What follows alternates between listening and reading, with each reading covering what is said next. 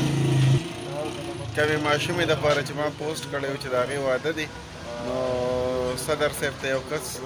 رنګ کړی و چې دله به سودا ورکړي. صدر صاحب د څو دیګو سودا یې وځایله؟ الحمدلله سودا مو داسې دغه کړه چېرې د هغوی کم غریبانانو د هغوی به پرې ډېر کار ځکه وشي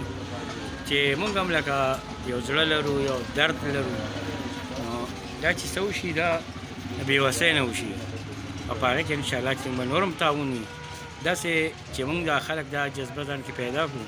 او د دې غریبانانو کارونه کوو انشاءالله چې هېڅ قسم تکلیف او یا کمی او فرصتي نه کوو. ډېره مننه. دغه د صدر صاحب خبرې وې یو کس ورته رنګ کړی دی او انشاءالله دا خبرې مونږ ستاسو سره شریکوو. او بسم الله الرحمن الرحیم مینوالو دغه واشنګ ماشین دی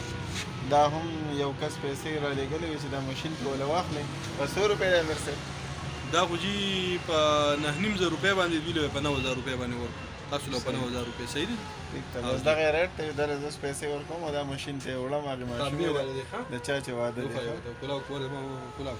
جوار ماشین دی ښه په 7,000 هم پکې شته په 5,500 هم پکې هغه دی شته ښه تاله په 5,500 درکوم کمزورې لوکل دی صحیح ده هغه لوکل دی دغه ماشین دی په 9,000 روپۍ باندې دی نو دا به زه هغوی ته وسوالم. مینوالو د کپړې او د منیارې دا سامان دا مونږ له یو ملګري راکړو او هغه مونږ ته دا مو وی کو نور څه ضرورت هم وي نو ما ته ووایه تپوس ته یې وکړه انشاءالله مونږ به ترې تپوس کوو که څه ضرورت یې او باقي د 2 دیګو د روجو دا سامان او دا واشنګ ماشین دا مونږ د یو کس واخیستل الله دې اجر ورکړي ټولې له. ډېر ملګري داسې وو چې مونږ ته ځان هم نه دی ښولی او مونږ سره امداد کړی دی الله دې هغوی ته هم اجر ورکړي. په دغې خبرې صرف الله ګواه کړی دی او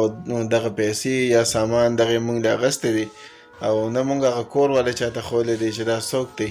او نه هغوی ته هم پته شته او هغوی سره دې هم خدای ښه وکړي نه زمونږ نه دا تپوس کړی چې دا څوک دی خو د الله په نوم او د الله په ګواهۍ باندې مونږ سره د امداد کړی او انشاءالله چې مونږ به هر چا سره داسې ودرېږو چې دغسې ستونزه یو کور ته یو مسلې نو مونږ به ورسره هر ټایم خپل تاوان کوو ولاړ به یو زمونږ نور څه وس نه کېږي بس دغه وس هم کېږي چې مونږ چاته ووایو او د الله دې د دغه خلکو قدر هم وکړي چې مونږ ورته ووایو هغوی زمونږ سره ودرېږي نو مونږ والله ډېر خوشحاله شو په دې کار باندې چې دغه خور واده شي او ښه په سامانونو سره نو ډېر خوند به وکړي په هغې کور کې به هم سترګې اوچتي هر چاته هر ځای چې ښاد او آباد اوسئ. ډېره مننه.